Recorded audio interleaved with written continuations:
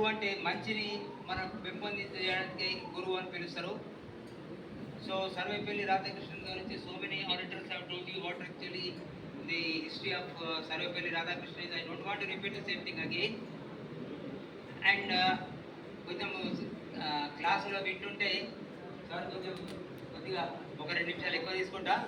ఏంటంటే క్లాస్ అంతా డల్గా కనిపిస్తున్నారు, ఏదో అలా వస్తున్నారు, మాట్లాడుతున్నారు, పోతున్నారు, ఆయారాం గయారాం అన్నట్టు ఉంటుంది.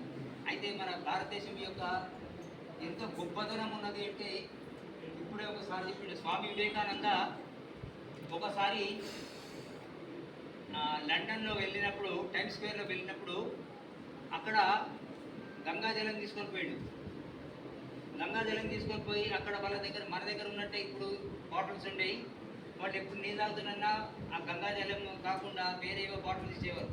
లేదు నేను ఇవే తాగుతా, ఆ గంగాజలాన్ని తాగుతా, నాకు దాంతో నా యొక్క ఇవాళ నా జీవం దాని మీద ఆధారపడి ఉన్నదని చెప్పడం జరిగింది.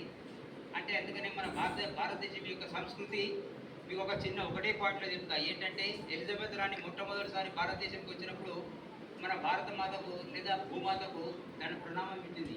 అంటే ఏమన్నట్టంటే ఆమెకు అడిగేది ఇట్లా, ఎందుకంటే ఇట్లా చేస్తున్నారంటే, లేదు ఇక్కడ మంచి మంచి మహనీయులు పుట్టిన స్థలము ఇది, అందుకని అటువంటి భూమికి నేను లేదా భూమాతకి నేను ప్రణామం చేస్తున్నా అని చెప్పింది అన్నట్టు. అందుకనే మీరందరూ కూడా నేను పాడే పాటను మీరు కొంచెం అంటుకోండి.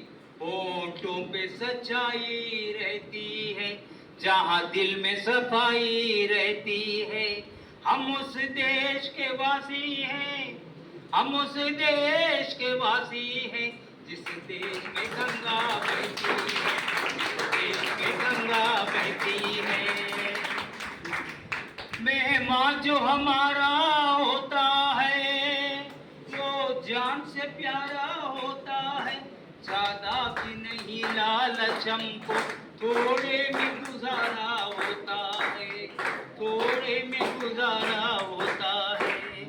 बच्चों के लिए जो धरती माँ सदियों से यही जो कहती है, हम उस देश के वासी हैं, हम उस देश के वासी हैं, जिस देश में गंगा बहती है।